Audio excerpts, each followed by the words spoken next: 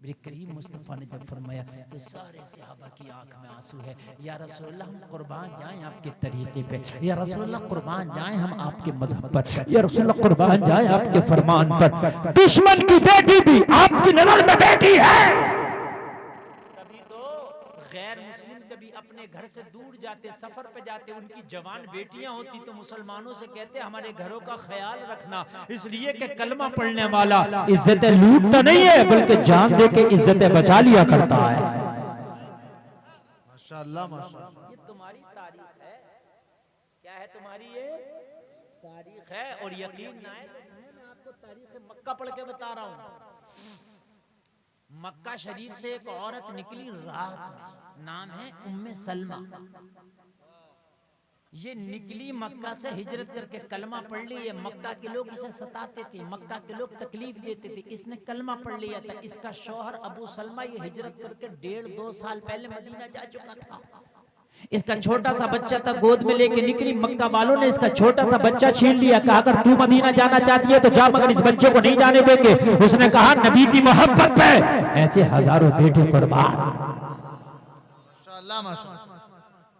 नबी की मोहब्बत पे ऐसे हजारों बेटे कुर्बान। बेटा छीनना छीन लो मगर मदीने जाऊंगी। अब उम्मे सलमा कहती है जब मैं हिजरत करने के लिए निकली, मक्का से निकली तो कोई रास्ता नहीं था। आज तो पक्के रास्ते हैं, आज तो मैप है। उस जमाने में ना मैप था, ना कोई पक्का रास्ता था, ना कोई बताने वाला था, ना कोई इशारा था, ना संगे मील था, कुछ नहीं था। कहने लगी जैसे मैं मक्का से निकली ना तो मैं गुम हो गई। अब मैं पगडंडियों को पकड़ के चल रही थी। अंधेरी रात है, वो समलाख वादियां हैं, वो झाड़ियों वाले रास्ते हैं। मैं बड़ी घबरा रही थी, तन्हा हूँ। या अल्लाह कोई मेरी इज्जत का लुटेरा ना मिल जाए, या अल्लाह कोई मेरी इज्जत को तार तार करने वाला ना मिल जाए। और मैं भटक रही थी कि जंगलों में भटक के ना रह जाऊं, कहीं बयाबानों में भटक के न रह जाऊं। उम्मे सलमा कहती है कि मैं चल रही थी, घबरा रही थी। चलते चलते मुझे सामने से कोई शख्स आता नजर आया कि ऊंट पे सवार आ रहा है। मैं घबरा गई, इसलिए कि मक्का के अंदर औरतों की इज्जतों को लूटना एक खिलौना था। औरत की इज्जत के साथ खेलना एक खिलौने से कमतर था। लोगों जरा गौर करो, औरतों की इज्जतों को लूटा जाता और औरतों को खिलौने की तरह यूज करके फेंक दिया जाता। मक्का की तारीख बताती है किसी का शौहर मर जाता तो उसकी चिता पे लिटा के उसे भी जला दिया जाता। किसी का शौहर मर जाता उसकी बीवी को मनहूस समझा जाता। अगर किसी के घर में बेटी जन्म ले लेती तो उस बेटी का गला घोट दिया जाता, जिंदा कब्र में उसको दफन कर दिया जाता। तारीख बताती है। कहने लगी मैं घबराने लगी, या अल्लाह कोई आ रहा है, ये कोई मक्का का दरिंदा ना हो, मेरी इज्जत को तार तार ना कर दे। मैं घबराई, घबरा के छुप के एक झाड़ी की ओट में बैठ गई। वो आने वाला आया, जिस झाड़ी की ओट में बैठी थी वहीं आके अपना ऊंट रोक दिया। मैं घबराई, या अल्लाह अब मेरी खैर फरमा। आने वाला आया वही रुक गया। अब मैं घबराई। अच्छा अकेली लड़की हो, औरत हो और कोई आने वाला मर्द कोई तन्हा हो, मुझे बताओ घबराहट होगी कि नहीं होगी यार? अच्छा आपको नींद तो नहीं आ रही है? अच्छा सुनना ही नहीं सुनना। देखिए जो सुनने वाले हैं वो सुनते हैं जी, हक है। कुछ लोग मेरी तकरीर सुनने के लिए बहराइच से यहाँ आए। हमारे शमीम भाई और उनकी पूरी टीम आई हुई है माशाल्लाह, सुनने वाले हैं। और जिसको नहीं सुनना है वो सोच रहे हैं भाई 12 बज गए चलो निकलो। अब मुझे बताइए मैं कैसे, मैं बंदूक लेके नहीं रोक सकता यार, हैं? मैं लाठी लेके नहीं रोक सकता। हाँ ये मेरी जिम्मेदारी है, मैं अच्छी तकरीर करूंगा और इससे अच्छी तकरीर भी नहीं कर सकता जो मैं कर रहा हूँ। जो आपकी इस्लाह करे वो आपका दोस्त है, जो आपको गुमराह करे वो आपका दुश्मन है। अगर आज के जमाने में भी तन्हा जंगल में अकेली लड़की हो, रात में कोई मर्द आ जाए घबराएगी। फिर वो तो वो दौर था कि जब औरत की कोई औकात ही ना थी। एक बात बता दूं तुम्हारी नॉलेज में इजाफा करने के लिए, जब मेरे नबी तशरीफ ना लाए थे तो पता शादियां कैसे होती थी? एक लड़की के साथ 20 लोग मिलकर बलात्कार करते, फिर वो हमल से हो जाती, फिर उन 20 को इकट्ठा किया जाता, उस लड़की से पूछा जाता तेरे पेट में किसका बच्चा, वो जिसकी तरफ इशारा करती उसके साथ शादी होती। एक गंदा तरीका ये था शादी होने का। मेरे प्यारे नबी ने सारे तरीकों को ठोकर मारी। कितना प्यारा तरीका दिया है, कितना प्यारा तरीका। पूरी दुनिया में शादी होती है, हर मजहब में अपने मजहब के मुताबिक, लेकिन खुदा की कसम जितना प्यारा और जितना सुंदर, जितना लाजवाब तरीका मजहब इस्लाम में शादी का है, इतना लाजवाब तरीका किसी मजहब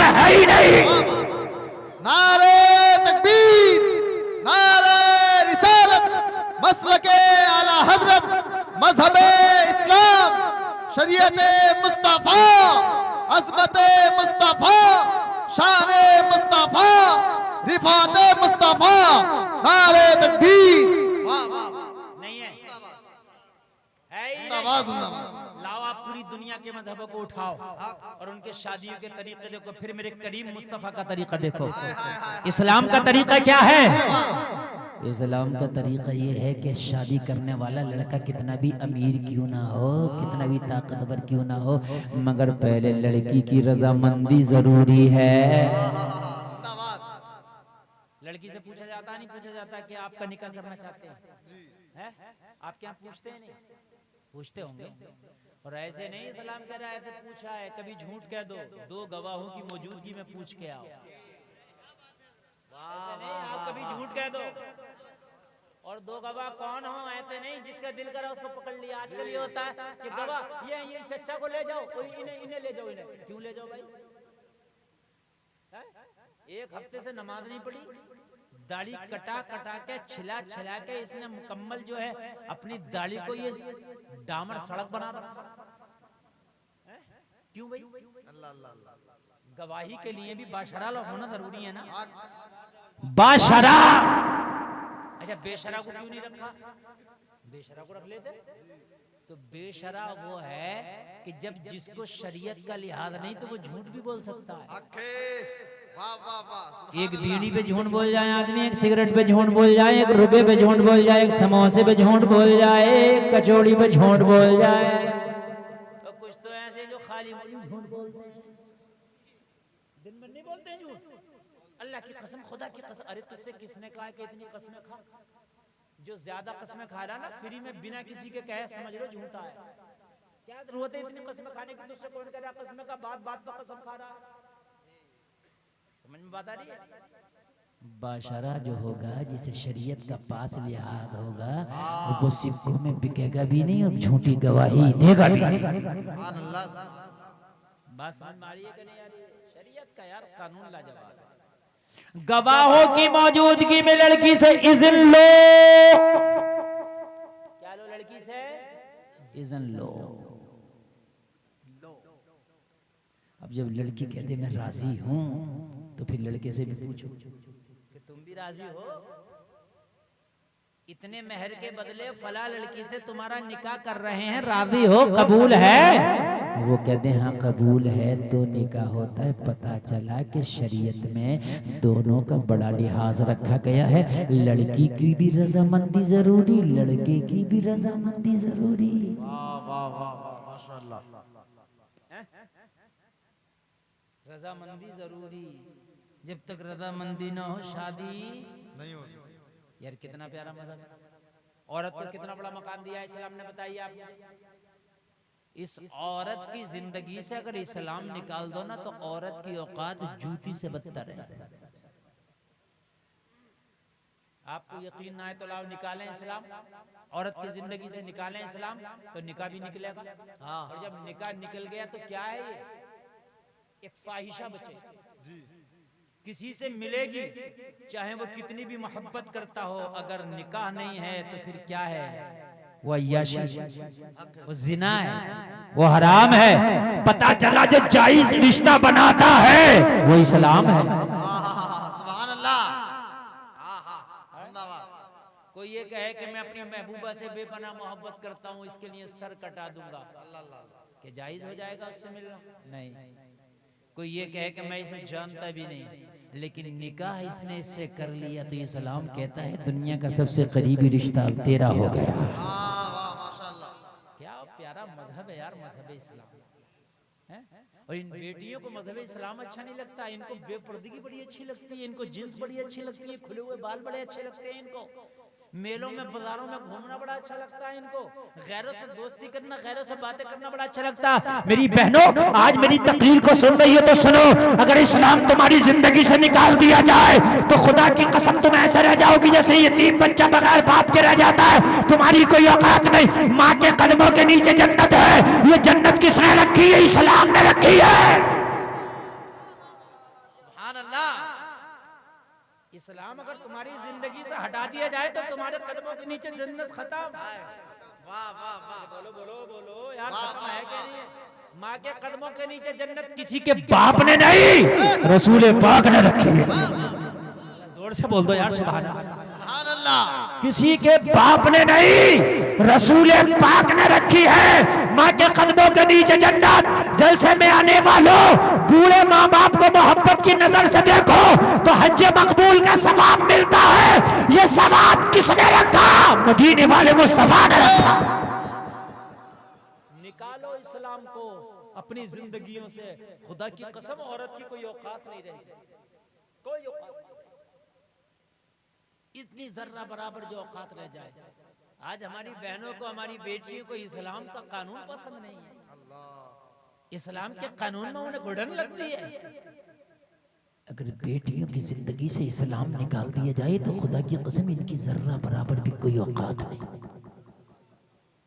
कोई औकात नहीं, कोई औकात नहीं। इस्लाम ने इनको इतना राइट और इतना अहमियत, इतनी इज्जत दी है इस्लाम ने।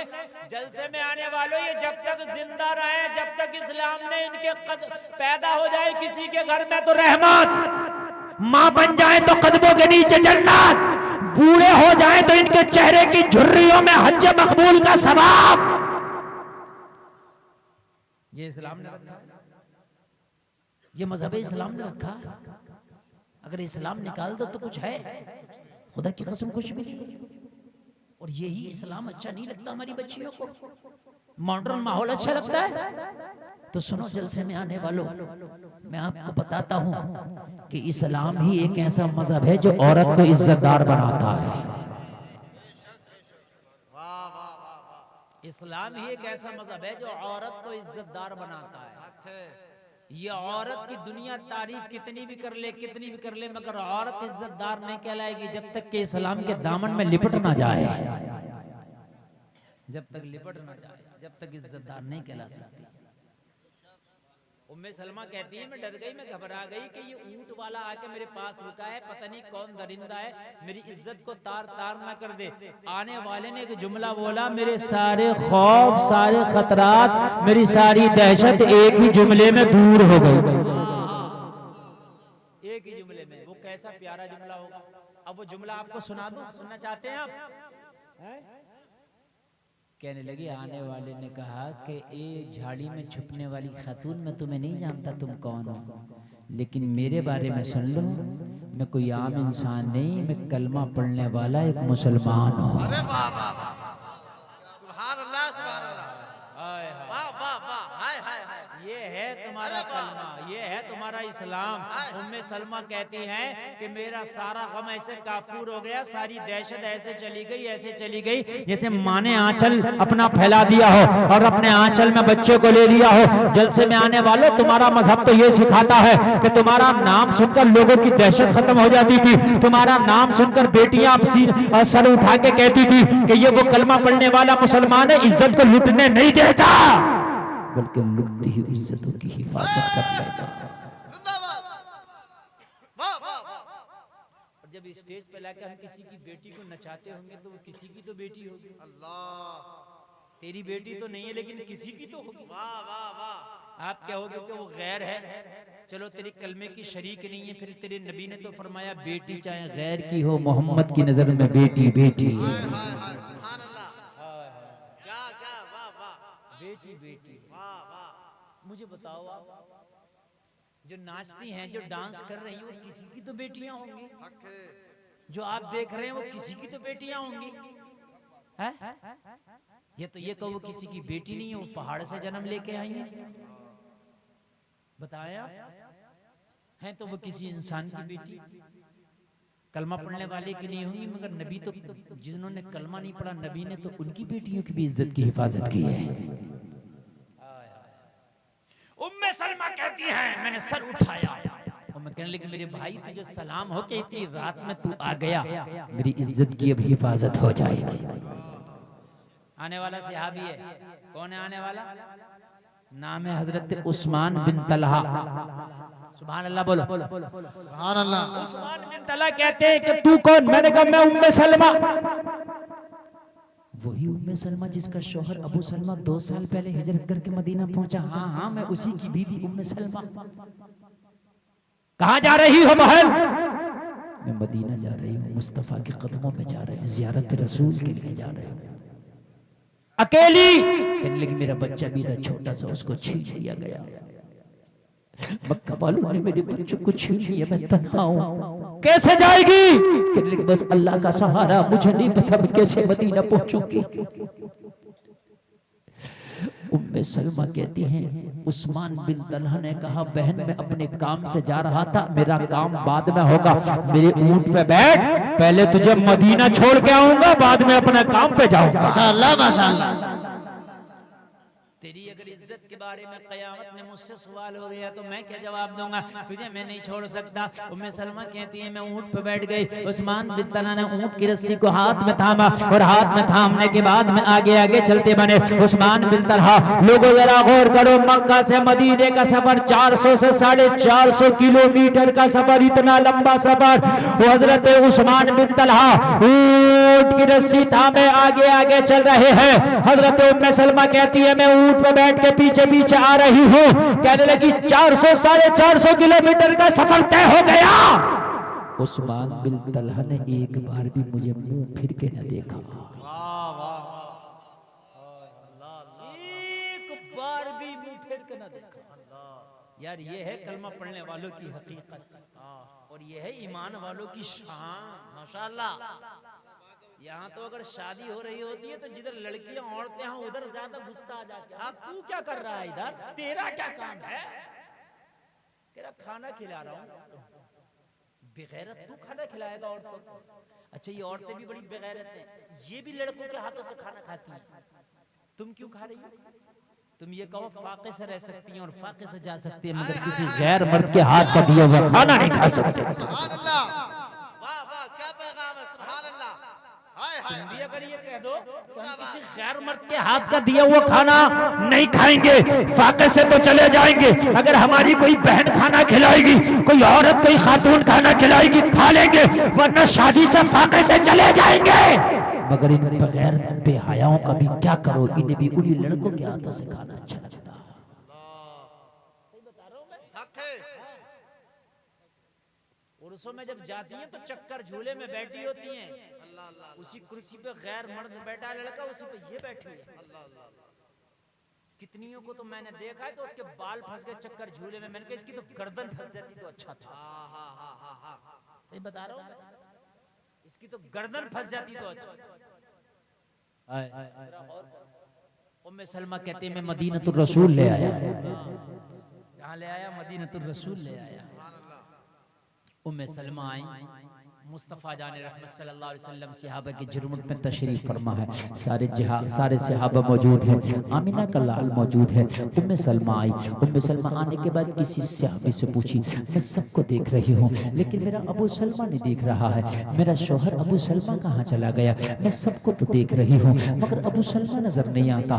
किसी ने कहा खातून तेरा शौहर 2 साल पहले जब मक्का से हिजरत करके मदीना आया एक जंग में शरीक हुआ था, शहीद हो गया।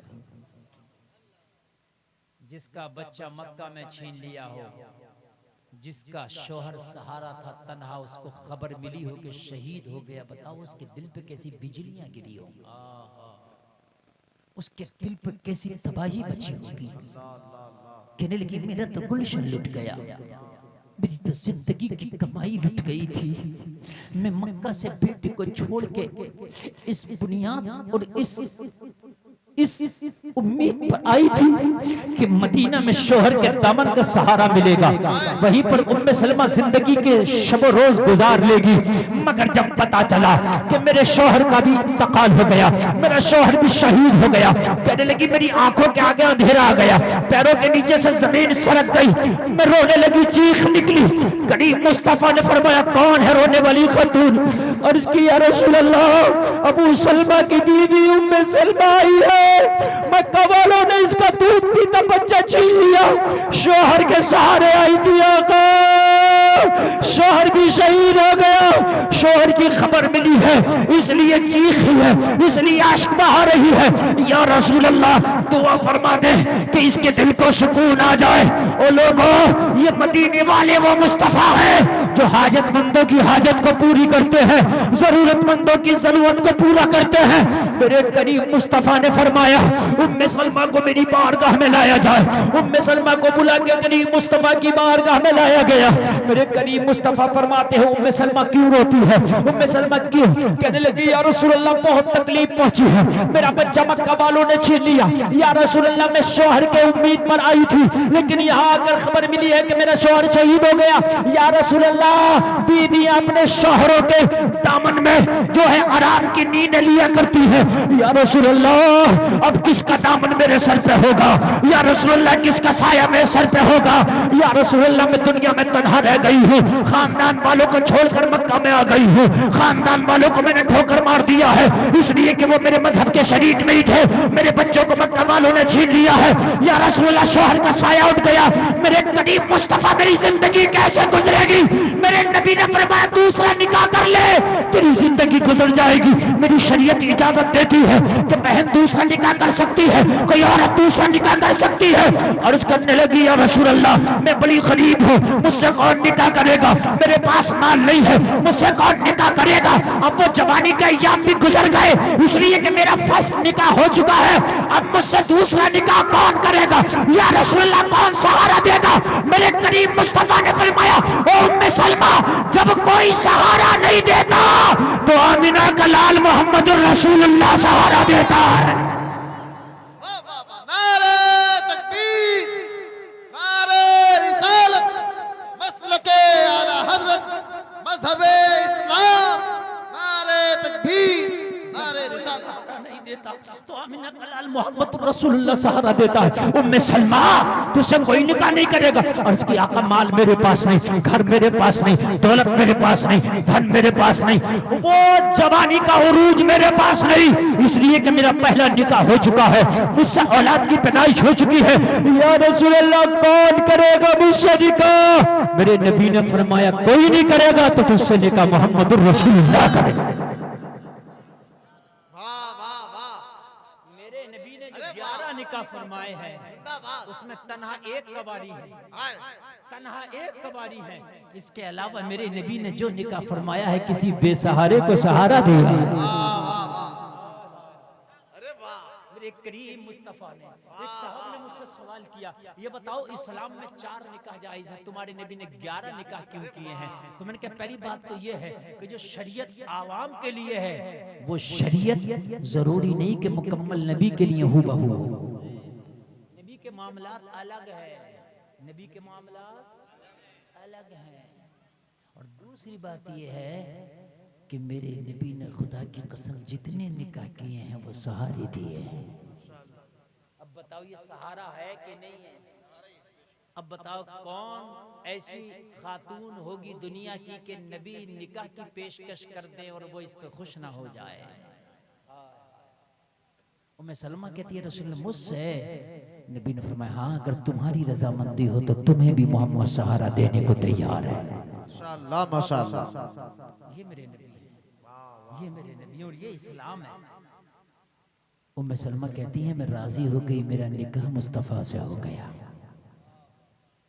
ये उम्मे सलमा वही नबी की बीवी हैं जिनको मेरे नबी ने एक बोतल दी थी, वो बोतल में मिट्टी थी करबला की, और कहा था जिस दिन ये मिट्टी खून बन जाए समझ लेना मेरा नवासा करबला में शहीद हो गया है। ये वही उम्मे सलमा है, वो इन्हीं को दी थी मिट्टी की वो बोतल। इनको क्यों दी थी? दूसरी अज़वाज भी थी, उनको भी तो दे सकते। हजरत खदीजा को क्यों नहीं दी? हजरत आयशा को क्यों नहीं दी? इसलिए नहीं दी, नबी को पता था जब करबला का वाक़या होगा तो सिर्फ उम्मे सलमा ही होंगी, उस वक्त कोई नहीं होगा, सिर्फ उम्मे सलमा ही होगी और कोई दूसरा नहीं होगा, और उम्मे सलमा ही थी। इससे पता चला मेरे नबी जैसे गुजरे हुए जमाने का देखते हैं वैसे ही आने वाले जमाने को भी देखते हैं। नारे तकबीर, नारे रिसालत, इल्मे गैब मुस्तफा, कहता है कि नबी को पीठ के पीछे की खबर नहीं, मैं कहता हूँ वो बेवकूफ है। मेरे नबी तो वो है जिसके बारे में बरेली का रदाफ कहता है, और कोई गैब क्यों तुमसे नेहा हो भला, जब ना खुदा ही छुपा तुम पे करे रो दो। सुभान अल्लाह, वाह वाह वाह। ये है मेरे करीब मुस्तफा। हाँ, जैसे में आने वालों, तुम बॉलीवुड के पीछे भाग रहे हो, अल्लाह हॉलीवुड के अल्लाह। पीछे भाग रहे हो, हीरो हीरोइन के पीछे भाग रहे हो। अरे यार, दुनिया वालों को तो वो फॉलो करे हाँ। कि जिसका कोई रहनुमा ना हो। अरे वाह, तेरा तो इतना बड़ा रहनुमा, इतना बड़ा रहनुमा है कि दुनिया के रहनुमा भी तेरे नबी को देखकर सीख लेते हैं। वाह, हाय हाय हाय हाय, सुभान अल्लाह। एक बात बताऊं मैं, पेट का डॉक्टर जो गैस्ट्रो स्पेशलिस्ट जो सिर्फ पेट को देखता है, पेट की कोई भी खराबी दूर करता, उसकी फीस भी 2000 रुपए। मैं एक बार उसके पास गया तो मैंने देखा कि मिट्टी के बर्तन में पानी पी रहा है। मैंने कहा डॉक्टर साहब यार, आप 1 लाख रुपया रोज कमाते हो, अगर हिसाब लगाया जाए उसकी इनकम टोटल 1 लाख रुपए रोज हो।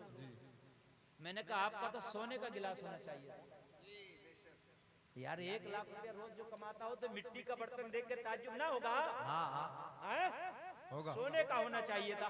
कहने लगा मौलाना बड़े तेज आदमी यार, मेरे मिट्टी के गिलास पे भी आपने, बर्तन पे भी आपने नजर डाल दिया। मैंने कहा यार पूछने की तो बात है भाई, आप इतने बड़े हो, 1 मिनट का आपको 2000 रुपया आदमी दे के चला जाता, कुछ तो खासियत है आपके अंदर। कहने लगा मौलाना मेरी तो बर्तन खाने का भी मिट्टी का है, मेरी तो हांडी भी मिट्टी की है, जिसमें पकता वो भी मिट्टी का, जिसमें खाता हूँ वो प्लेट भी मिट्टी का, जिसमें पीता हूँ वो बेला भी मिट्टी का। मैंने कहा क्यों? कहने लगा बेवकूफ थोड़ी हो, ऐसे ही ना थोड़ी मुझे 1 मिनट का 2000 रुपया दे के जाते हैं, रिसर्च किया हूँ। तो मैंने कहा क्या रिसर्च की हो? बोले मिट्टी के बर्तन में खाने से गैस नहीं होता।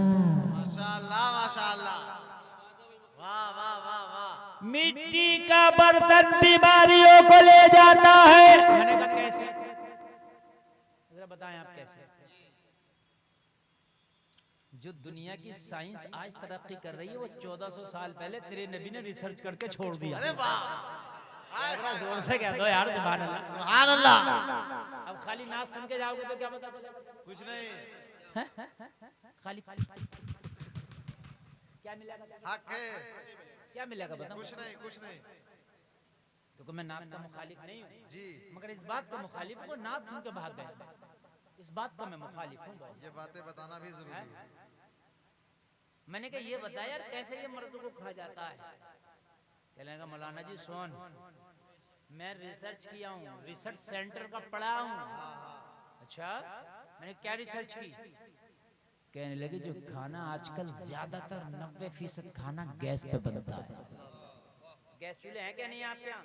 अरे है क्या नहीं? कहने लगे जो चूल्हे में खाना बनता था पहले जमाने में, वो चूल्हे का जो टेम्परेचर होता वो होता 90 तकरीबन, कितना 90-100 के आसपास। कितना होता है टेम्परेचर? और जो गैस सिलेंडर पे खाना बनता उसका टेम्परेचर होता 1900। कहने लगा जो खाना गैस पे बनता है वो खाना तकरीबन 30% जलता है, दिखता नहीं मगर जला होता है।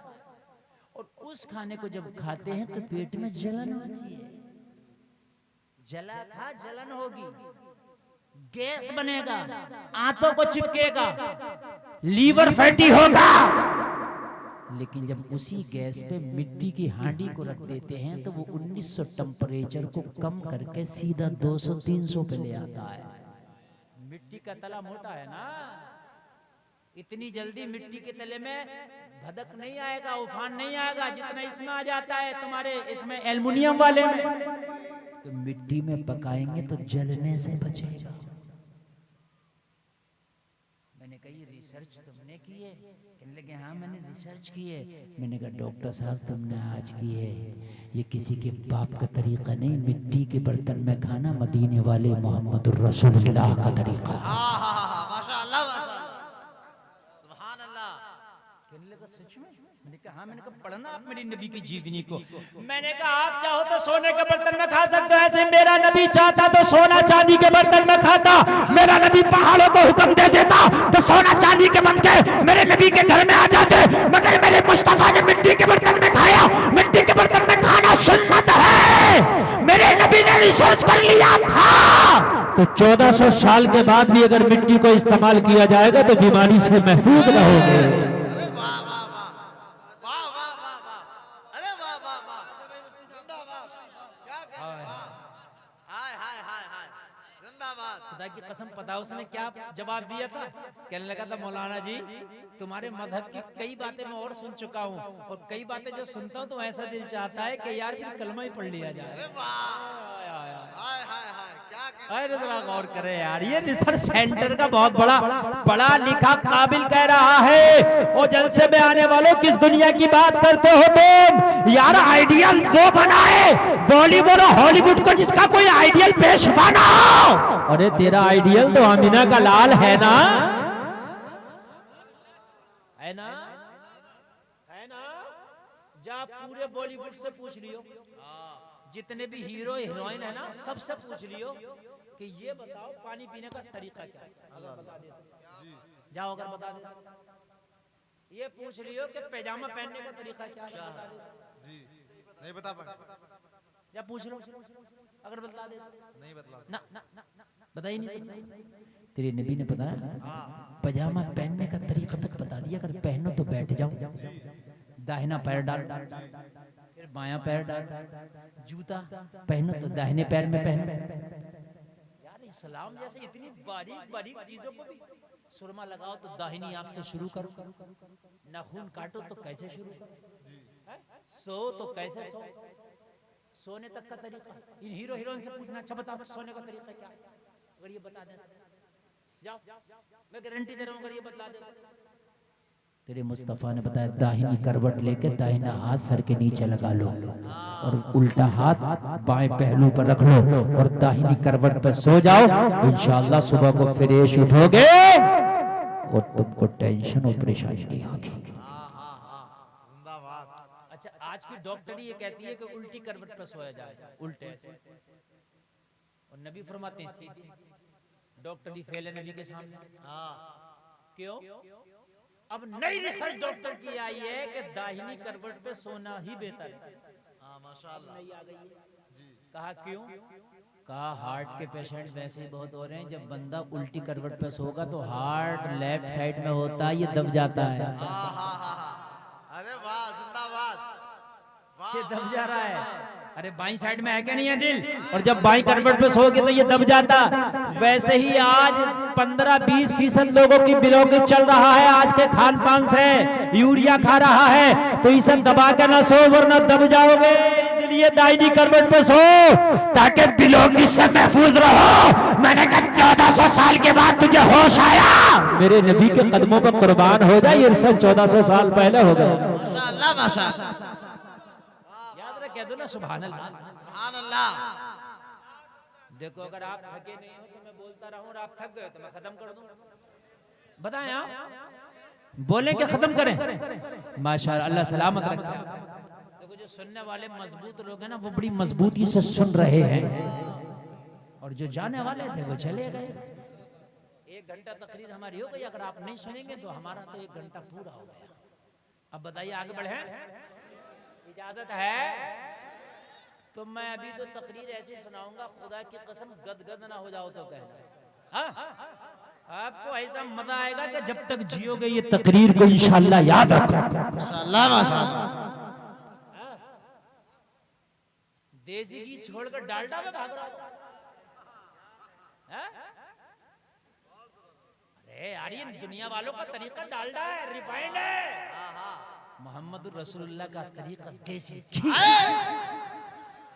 इसको छोड़ कर भाग रहा, इसको छोड़ रहा हूं, छोड़ो, सो रहे सो। कोई ऐसा पड़ा मेंढकी की तरह से उल्टा, तरीका ही नहीं पता उन्हें, हैं? तरीका ही नहीं पता इन्हें। हाँ हाँ हाँ। और सुनो ध्यान से सुनना पड़ेगा। मैंने देखा बाबा जी भी लुंगी है रात को पहने हुए, अल्लाह अल्लाह। इंजीनियर साहब भी रात को लुंगी पहन लिए सोने के टाइम, प्रोफेसर साहब भी जो पैंट कोट में थे दिन में जब रात को लेटे तो लुंगी में। मैंने कहा क्या बात, सबों को सबों सोने में लुंगी। कहने लगे मौलाना जी जितना सुकून लुंगी में इतना पैंट और बेल्ट में नहीं है। मैंने कहा ये लुंगी किसी के बाप का तरीका नहीं, रसूल पाक का तरीका है। वाह वाह वाह वाह। हमने कहा मेरे नबी का तरीका चाहे खुश होकर मानो या मजबूर होकर मानो, बेटा मानना पड़ेगा, तरीका ही ऐसा है। क्या पड़ेगा, मानना पड़ेगा। मानना पड़ेगा। अभी कुछ दिन पहले बड़े शो दिखाए लोगों ने, बड़ी शो में आ रहे थे, वो खा रहे, पार्टियां चल रही हैं, कोई खड़े होकर खाना खा रहा गधों की तरह, खच्चरों की, चल रहा सब खाना। अब फिर आ रहे हैं वापसी में, फिर आ रहे हैं पीछे की तरफ। अब होटलों पे जाओ जो हाई फाई होटल हैं, खाना क्या है, सरसों का साग, मक्की की रोटी।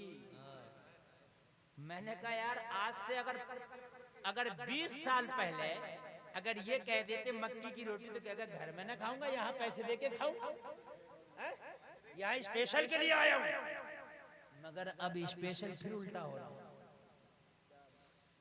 आज से 30-40 साल पहले रेशम का लिबास आया, पेटीकोट आया, खादी को कोई पसंद नहीं करता था, अब कॉटन, खादी, लीलन अब पसंद किया जा रहा है जी। मैंने कहा करो तरक्की बेटा, दुनिया गोल है, घूम के फिर यहीं आओगे। दुनिया गोल है ना, जाओ फिर यही मोहम्मद के तरीके पे आओगे। सुभान अल्लाह सुभान अल्लाह। अरे आ रहे हैं कि नहीं आ रहे हैं? आ रहे हैं। बड़े से बड़ा सेलिब्रिटी, बड़े से बड़ा अपने आप को फाय फाय करने वाला, अब वो भी आ रहा पीछे की तरफ, खादी पहन रहा, खादी।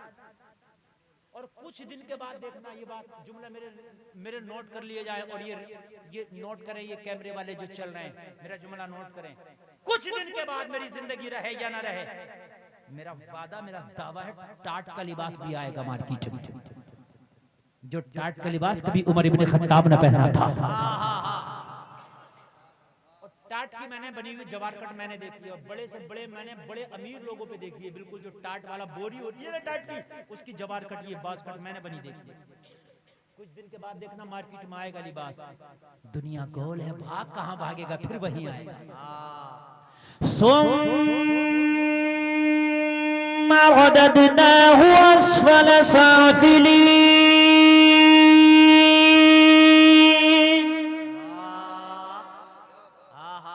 अल्लाह फरमाता है कर लो कितनी तरक्की, फिर तुम्हें फेर देंगे पीछे की तरफ, फिर फेरेंगे तुम्हें, नीचे की तरफ लाएंगे।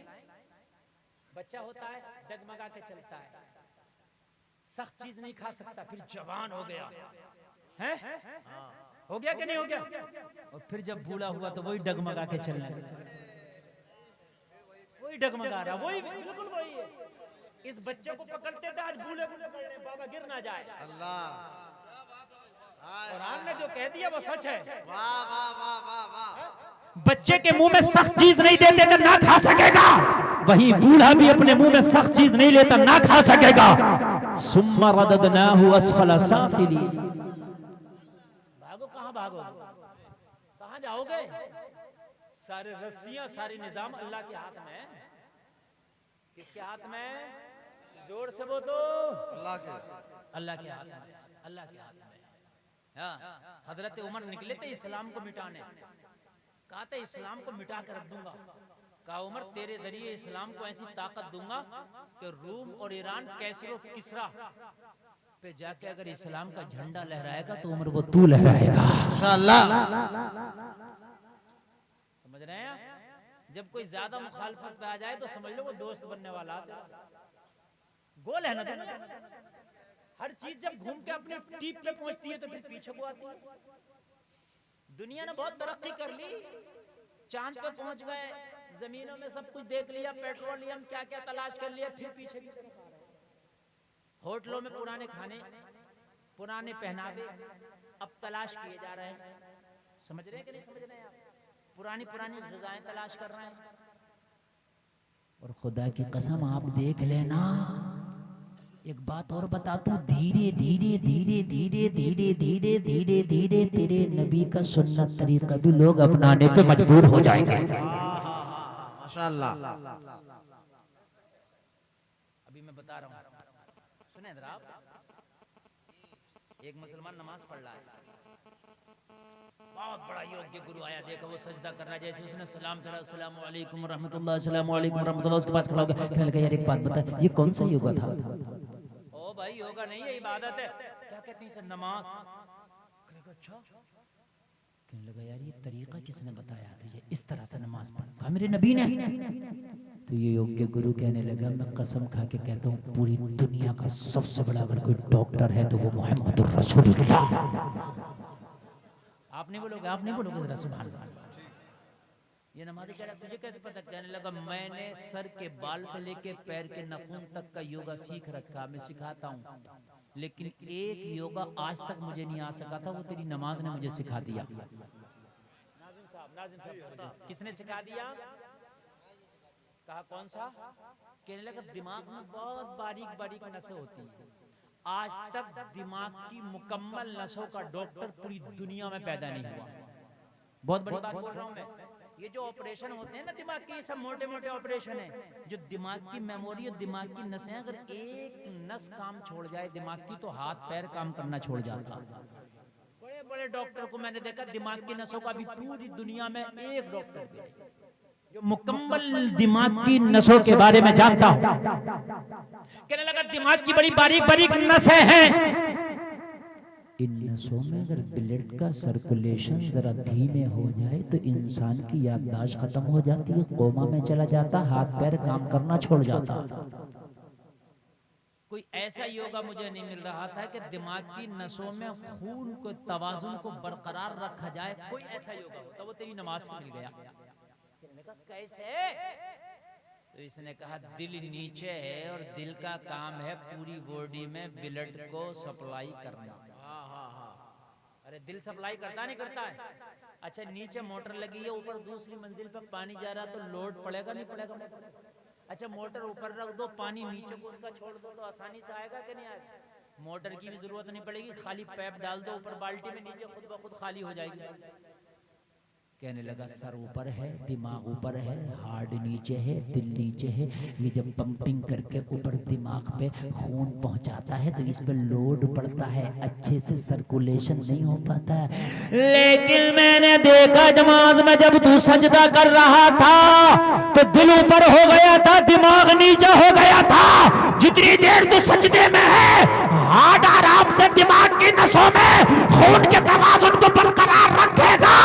अगर इंसान जिंदगी भर सजदा करता रहे तो दिमाग के मरीज होने के चांसेस खत्म हो जाएंगे। माशाअल्लाह माशाअल्लाह, वाह वाह वाह वाह वाह, हाय हाय हाय। कहां भाग रहे हैं आप? कहां भाग रहे हैं आप पूरी दुनिया के पीछे? दुनिया जा रही है तेरे नबी के पीछे। यार जरा जोर से कह। सुभान अल्लाह। तुम्हें अजानों में मजा नहीं आता? अदानें हो रही होती है, मोबाइल चला रहे होते हो, तुम्हें नहीं आता मजा?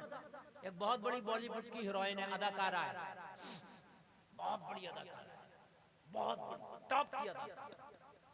वो कह रही थी मैं शूटिंग पे थी एक दिन और बराबर से किसी मस्जिद से अजान की आवाज आई, कहने लगी इतना सुकून मुझे किसी चीज में नहीं मिला जितना सुकून मुझे अजान सुनने में मिला। माशाअल्लाह यार, सुभान अल्लाह कह दो ना। अदाकारा का ये बयान है, मुझे अज़ान सुन के उसमें सुकून मिला। आपसे एक रिक्वेस्ट, एक गुजारिश, वो ये है कि कुछ अजान देने वाले अजान पढ़िए ऐसे हैं कि उनकी अजानों से तो मुझे भी तकलीफ होती है। इसको एक लफ्ज याद नहीं है, एक मखरज याद नहीं है, ऐसी अजान पढ़ता है कि ये पता ही नहीं चलता कि अरबी वाली अजान पढ़ रहा है कि वो किसी और जबान में पढ़ रहा है। अशहदु अल्ला इलाहा इल्लल्लाह। क्यों हजरत मैं गलत कह रहा हूँ? अब इससे कभी तू अजान ना पढ़, या तो मशक कर ले, सीख ले, तो लड़ जाएगा, डंडा लेके आ जाएगा। मैं अरे भाई मखरज निकाल, सही से अजान पढ़ ताकि अजान लोग सुने तो उनके दिल मस्जिद की तरफ खींचे चले जाए। माशाअल्लाह माशाअल्लाह। है कि नहीं? और अच्छा मुअज्जिन रखो, तुम भी नहीं रखोगे, तुम्हें भी फ्री वाला मुअज्जिन चाहिए। और उसमें नचनिया और कव्वाली और मुकाबला तो करा लोगे आप कई कई लाख का, मगर मुअज्जिन को नहीं दे सकते आप 10,000 रुपया। क्योंकि जो अच्छा मुअज्जिन आएगा मशाक होगा, कवाइद की रियायत करेगा, सही तरीके से अजान पढ़ेगा, जिसकी अजान सुन करके मस्जिद की तरफ दिल खींचा चला जाए, ऐसा मुअज्जिन पैसों से मिलेगा। तुम्हें चाहिए फ्री वाला, तो फ्री वाले तो ये गांव के खांसते हुए कक्का ही आएंगे, ये ताऊ आएंगे, ये दद्दा ही आएंगे, समझ रहे हैं? ऐसी अजान पढ़ते हैं, यकीन करना, यकीन करना। एक तो अजान पढ़ा था माज़अल्लाह, अल्लाह ऊपर, अल्लाह ऊपर, बताइए माज़अल्लाह, ये अजान है, ये है? और कोई मना नहीं करता, मना कौन करेगा? क्योंकि फ्री में आ रहे हैं ना ये अच्छे मशाक, अच्छे मखारिज वाले मुअज्जिन रखो, ताकि उनकी अजान सुन के अपने तो अपने गैरों के दिल भी पिघल जाए। माशाअल्लाह, सुभान अल्लाह, सुभान अल्लाह। ऑपरेटर साहब जरा इको बढ़ा दो, हमारी बारी को भी थोड़ा सा गूंज बढ़ा दो, जैसे मोहम्मद अली भाई पढ़ लेते हैं। हेलो, गूंज और बढ़ाओ, और गूंज पैदा कीजिए, इको बढ़ाइए। हेलो, क्या प्यारी है। अगर कोई अज़ान पढ़ने वाला पढ़ने लगे अल्लाहु अकबर,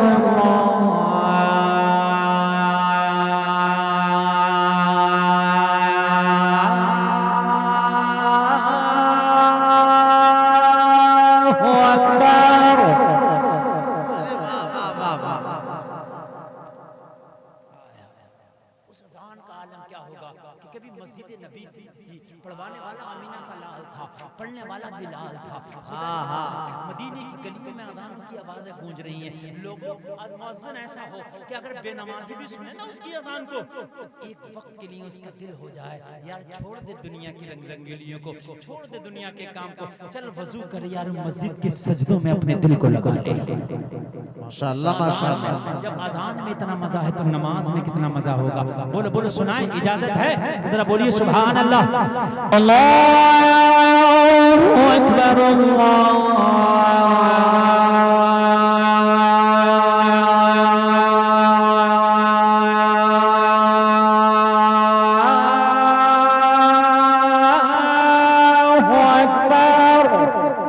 माशाअल्लाह, माशाअल्लाह, माशाअल्लाह। पढ़ देते हैं, बड़ी अच्छी बात है, आपको अच्छा लगा। अच्छा ये बताइए, ये जो मैं अजान पढ़ना हूँ ये ना नमाज के लिए वैसे ही पढ़ रहा हूँ, मजा आ रहा है कि नहीं आ रहा? दिल लग रहा है कि नहीं? और ये मस्जिद में पढ़ी जाएगी तो कितना मजा आएगा। हाय हाय हाय,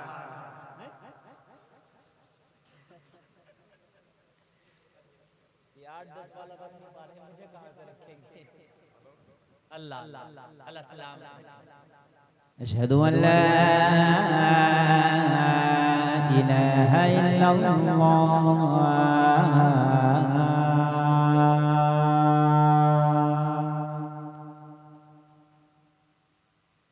अशहदु अन्न मुहम्मदर रसूलुल्लाह।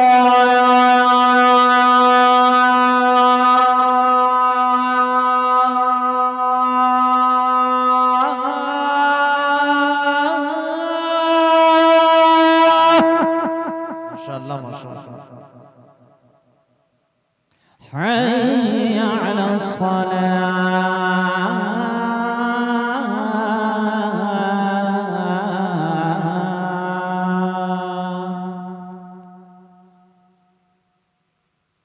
हय्या अलल फलाह।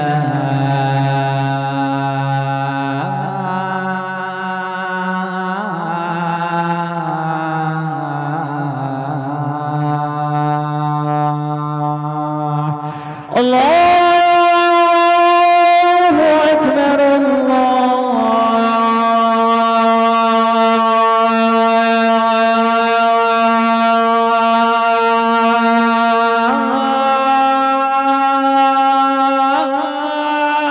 अल्लाहु अकबर।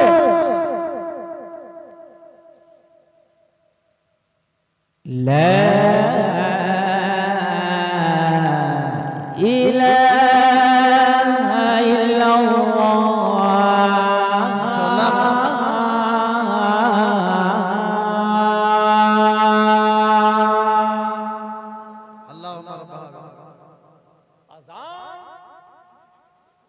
भाइयों, मोमिन का अल्लाह सलामत रखे हमारे चाचा को। ऑपरेटर साहब कम कर दो ये। अरे माशाल्लाह, ये नेपाल से आया है। हाँ, अल्लाह सलामत रखे। अच्छा, जो सुनने वाले हैं बड़े जम के सुनना है। सुभान अल्लाह। इजाजत है कि नहीं है? आगे बढ़े कि खत्म कर दें? अरे माशाल्लाह, अल्लाह सलामत रखे। अभी तो सुने आप।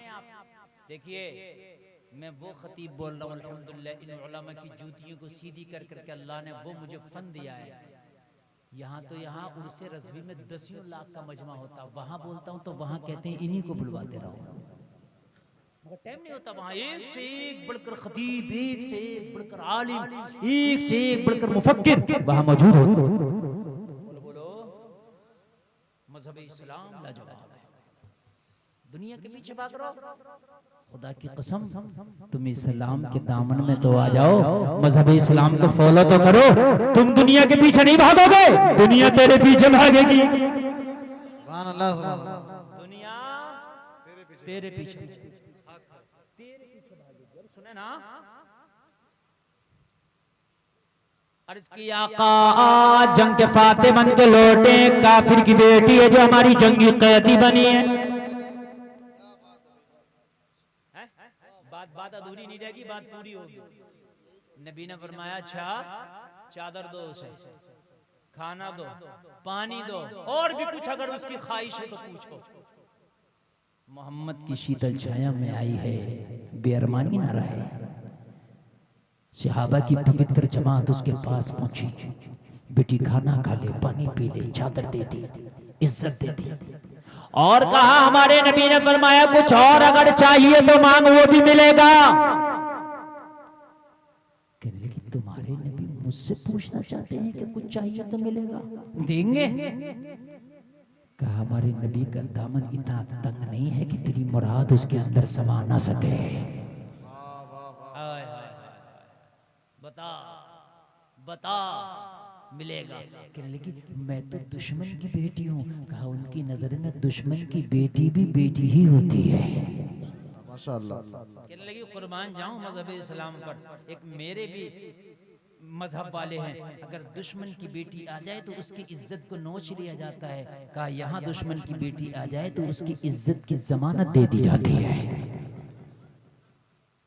कहने की जो मांगूंगी दे देंगे। हाँ हाँ, जो मांगोगी, जायज डिमांड करो तुम्हें मिलेगा। कहने लगी मैं दुश्मन की बेटी तब भी मिलेगा, तब भी मिलेगा, मांगो तो। कहने लगी फिर उस मोहम्मद के पास ले चल, उसका मुखड़ा भी देख लूंगी और अपनी ख्वाहिश भी रख दूंगी। हाय हाय, उस मोहम्मद की बारगाह में ले चलो, उसका मुखड़ा भी देख लूंगी और उनकी अपनी ख्वाहिश भी रख दूंगी। लोगों, मेरे करीम मुस्तफा की बारगाह में ले जाया गया।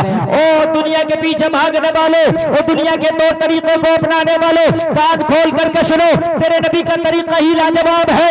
उस काफिर की बेटी को मेरे नबी की बारगाह में लाया गया, करीम मुस्तफा की बारगाह में खड़ी है, निगाहें झुकी है। करीम मुस्तफा ने फरमाया मांग, क्या मांगना चाहती है? मोहम्मद का दरिया करम जोश पर है। कहने लगी मैंने सुना तो कुछ और था, मैंने सुना तो कुछ और था, लेकिन आंख से कुछ और देख रही हूँ। मेरे नबी ने फरमाया सुनने से काम नहीं चलता, अब तू देख ले। अल्लाह अल्लाह कहने लगी जो मैं मांगूंगी क्या मुझे दे दिया जाएगा? हाँ हाँ दे दिया जाएगा। मेरे नबी की बारगाह में अर्ज करने लगी मैं तुम्हारी जंगी कैदी हूँ, आपके सहाबा ने मुझे कैदी बना रखा है, मैं चाहती हूँ मुझे रिहा कर दिया जाए, मुझे छोड़ दिया जाए, मुझे आजाद कर दिया जाए। इतना कहना था, जलसे में आने वाले मेरे करीम मुस्तफा फरमाते हैं बेटी तू रिहाई मांगती है, मोहम्मद तुझी को रिहा नहीं करेगा। अरे मोहम्मद तो पूरी दुनिया को गुलामी की जंजीरों से रिहा करने आया है। जा मैंने तुझे आजाद कर दिया। जाने लगी, नबी ने फरमाया रुक जा, भी ऐसे ना जा। कहने लगी क्यों? कहा तू मेरी बारगाह से जा रही है, अगर रास्ते में तेरे साथ कुछ गलत हो गया तो जमाना कहेगा मोहम्मद की बारगाह से आ रही थी, कुछ गलत हो गया। मेरे ये सहाबा अपनी तलवारों के साए में तुझे लेकर के जाएंगे और तेरे घर तक की जिम्मेदारी मोहम्मद लेता है। घर तक की जिम्मेदारी। हाँ हाँ सहाबा तलवारों के साए में इसको लेकर चले, बड़ी शान से जैसे कोई मंत्री जा रहा होता है। इसका घर आ गया, इसकी चौखट आ गई, और इसकी चौखट पे जैसी दस्तक दी इस खातून ने, भाई निकल करके आया, अपनी बहन को देखा, सिहाबा को देखा, आग बगूला हो गया, तलवार निकाली, कहने लगा यही तो है जो मेरी बहन से मैदान जंग से मेरी बहन को जंगी कैदी बना के ले गए थे, एक एक का सर कलम कर दूंगा।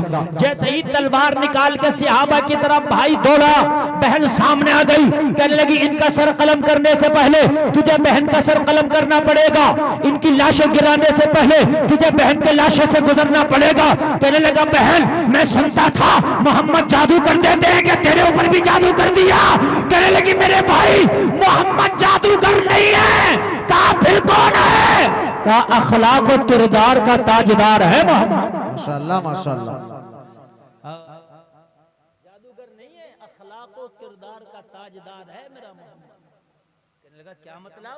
कहने लगी तू मेरा सगा भाई है, लेकिन मैं कसम खा के कहती हूँ आज तक तूने मेरी इज्जत की ऐसी हिफाजत ना की होगी जैसी मोहम्मद ने मोहम्मद के कलमा पढ़ने वालों ने मेरी इज्जत की हिफाजत। सुभान अल्लाह सुभान अल्लाह। तो कहने लगा बहन तू इतनी मुतासिर हो गई? हाँ हाँ। तो कहने लगा फिर तो तूने मोहम्मद का कलमा पढ़ लिया होगा। तो कहने लगी मेरे भाई मैं कलमा भी नहीं पढ़ी हूँ। तारीफ भी कर रही है, कलमा भी नहीं पढ़ी, क्यों? कहने लगी भाई अगर मैं कलमा पढ़ लेती तो तू कहता मोहम्मद ने जबरदस्ती तुझे कलमा पढ़ा दिया होगा। हाँ हाँ अकेली थी, अल्लाह तन्हा थी, दबाव में लेकर पढ़ा दिया होगा। मोहम्मद किसी को भी जबरदस्ती कलमा नहीं पढ़ाते, जब मर्जी होती है तो सीने से लगा के कलमा पढ़ाते हैं। माशाल्लाह माशाल्लाह। अब अगर तुझे मोहम्मद का किरदार अच्छा लगा हो, अगर तेरी गैरत जवाब दे रही हो, तो मेरा हाथ पकड़ और मोहम्मद की बारगाह में उन्हीं गलियों में वापस चलते हैं, और उन्हीं गलियों में वापस चल के तू भी कलमा पढ़ना और अपनी बहन से भी कहना कि तू भी कलमा पढ़। सुभान अल्लाह सुभान अल्लाह। भाई कहने लगा जिसका किरदार इतना आला है उसका परवरदिगार कितना आला है। जिंदाबाद। बहन चल उन्हीं पवित्र गलियों में चल, उन्हीं पाक गलियों में चल, उन्हीं लाजवाब गलियों में चल। अब तू भी कलमा पढ़ेगी, हम भी कलमा पढ़ेंगे। अपनी बहन को ले आया और लाने के बाद अर्ज करने लगा या रसूल अल्लाह पूरी दुनिया में मैंने आपसे ज्यादा बेहतर, मैंने आपसे आला किसी का किरदार नहीं देखा, आपसे बेहतर किसी का अखलाक नहीं देखा। आपका किरदार लाजवाब है, आपका अखलाक लाजवाब है, आपका तौर तरीका लाजवाब है, आपका मजहब लाजवाब है।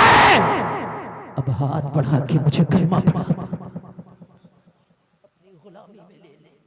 मेरे करीम मुस्तफा ने कलमा पढ़ाया, कलमा पढ़ता जा रहा है, इकबाल की जबान में कहता जा रहा है कौले मोहम्मद कौले खुदा, फरमान न बदला जाएगा, बदलेगा जमाना लाख मगर कुरान न बदला जाएगा। जलसा में आने वालों छोटी सी जिंदगी ये तो गुजर ही जाना है, ये तो जिंदगी चली ही जाएगी, मगर कितना अच्छा हो कि इस जिंदगी को मोहम्मद के तरीके पे गुजार के चला जा, कितना अच्छा। बस मेरी तकरीर बिल्कुल आखिरी पड़ाव पर, बस दो चार आखिरी जुमले। मोहम्मद अली फैजी भाई बैठे, उनको भी आपने सुनना है। अफजल कादरी साहब बैठे हैं, ये बहुत अच्छा कलाम पढ़ते हैं, एक कलाम इनका आपको सुनना है। सुनेंगे ना या भाग जाएंगे? सुनेंगे इंशाअल्लाह। बस आखिरी बात, जिंदगी तो गुजरना ही है। अच्छा, अमीर की भी, फकीर की भी, शराबी की भी, जवारी की भी, सूदी की भी, जिंदगी किसी की ऐसा नहीं कि रुक गई, किसी की चल रही है, सबकी बराबर चल रही है। लेकिन सूदी, शराबी, बेहया, गुनाहगार, इनकी जिंदगियों से बल्कि बरकत उठा ली जाती है। जानी की जिंदगी से बरकत उठा ली जाती है, जानी की जिंदगी कम कर दी जाती है। तो क्यों ना यार जिंदगी गुजारी जाए तो फिर मदीने वाले मुस्तफा के तरीके पे गुजारी जाए। तरीके में नौजवान, तेरी जवानी नबी के तरीके पे गुजरी हो, खुदा की कसम लाजवाब जवानी। तुम कहते हो जवानी दीवानी, लेकिन जवानी दीवानी हॉलीवुड बॉलीवुड की नहीं, जवानी दीवानी मुस्तफा की सुन्नतों की करता। कितना अच्छा होगा। तू मरेगा, तू मरेगा, तेरे जनाजे पे जमाना रो रहा होगा, आंसू बहा रहा होगा, तेरा जनाजे से आवाज रोएगी, तू मुस्कुरा के कह रहा होगा, मेरे जनाजे पर रोने वालों, फरेब में हो बगौर देखो, मरा नहीं हूँ गमे नबी में, लिबास हस्ती बदल गया। अल्लाह सलामत रखे। कहने से ज्यादा हम सबको अमल की तौफीक अता फरमाए। इंशाअल्लाह मुस्तफ़ा की सुन्नतों को अपनाएंगे। बोलो नौजवानों इंशाअल्लाह। देखो नौजवानों, पानी तो तुम्हें पी नहीं है, ठीक है, गधे की तरह पियो, बैल की तरह पियो, खच्चर की तरह पियो, ठीक है, हीरो हीरोइन की तरह पानी पी नहीं है, क्यों ना उसी पानी को मुस्तफ़ा की सुन्नत के तरीके पे पी लो। 100 शहीदों का सवाब मिल जाएगा। पानी का पानी, सवाब का सवाब है कि नहीं है? खाना तो खाना ही है, चाहे जानवरों के तरीके पे खा लो या मुस्तफ़ा की सुन्नत के तरीके पे खा लो, वो खाना खाना ही तेरे लिए इबादत। मेरे अजीजों, कोशिश करेंगे कि हर काम में मुस्तफ़ा के तरीके को तलाश करेंगे। बोलो इंशाअल्लाह, इंशाअल्लाह, जोर से बोलो इंशाअल्लाह। हद ये है कि अगर सोएंगे भी तो मुस्तफ़ा के तरीके पर। बोलो इंशाअल्लाह, इंशाअल्लाह। इंशाअल्लाह। अल्लाह सलामत रखे। इस्लाम जिंदाबाद। कहने सुनने में कोई खता हुई तौबा करता हूँ। सारे लोग कलमा पढ़ें, ला इलाहा इल्लल्लाह मुहम्मदुर रसूलुल्लाह व मा अलैना इल्लल बलाग। अस्सलामु अलैकुम।